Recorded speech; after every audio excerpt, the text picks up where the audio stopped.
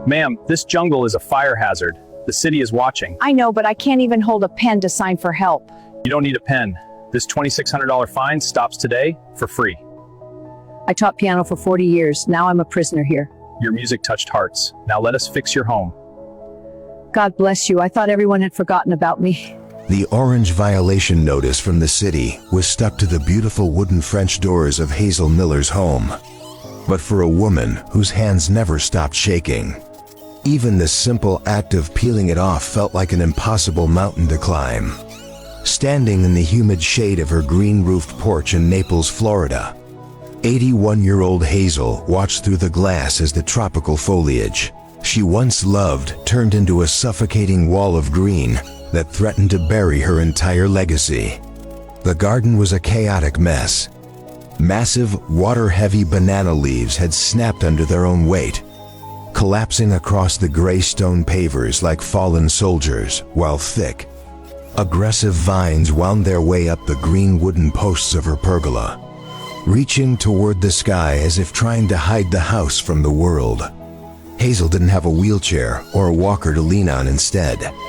She stood with her thin frame pressed against the doorframe, her fingers white as she gripped the wood to steady the constant, rhythmic tremors of Parkinson's disease that racked her body. I was already clearing the first layer of debris from the stone walkway when I saw her. A retired piano teacher whose hands had once danced across ivory keys with the precision of a master, now reduced to a prisoner in her own living room because she could no longer hold a garden shear, let alone a checkbook. When I approached the porch, she spoke with a voice that vibrated with the same tremors as her hands, telling me in a tone of weary resignation that I should just leave because she didn't have the coordination left to even write me a check. And she certainly couldn't afford another bill on top of the $2,600 the city was demanding. It was a heart-wrenching sight to see someone who had spent 4 decades teaching children how to find harmony in the world now living in a state of absolute discord, facing a property lien and the potential loss of her home because of a biological betrayal she had no control over.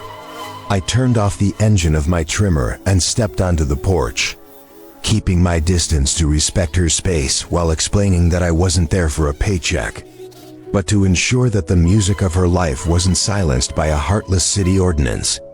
Hazel's eyes, bright behind her glasses despite the fatigue, drifted to her shaking hands, and she whispered that she had been trapped inside for months, watching the jungle grow closer to her door every day, feeling as though the city was just waiting for her to fail so they could take the only thing she had left.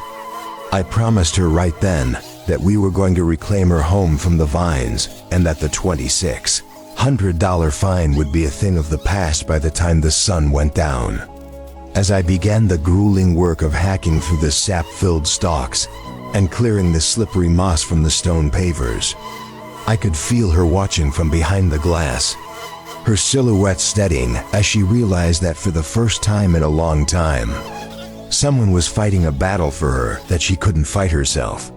By the time the last of the dead banana leaves were hauled away and the stone path once again led clearly from her door to the street, the air seemed lighter and the house no longer looked like an abandoned ruin.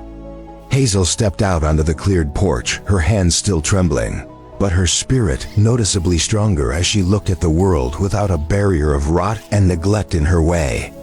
Before we go any further, please comment which city you are watching from today, because you know that in places like Florida, nature moves fast, but city fines move even faster against seniors who are struggling in silence. If you believe that a lifetime of teaching and art deserves a helping hand instead of a legal threat, please like this video, share it to inspire others, and leave a prayer for Hazel in the comments below. And may God bless you for your golden heart.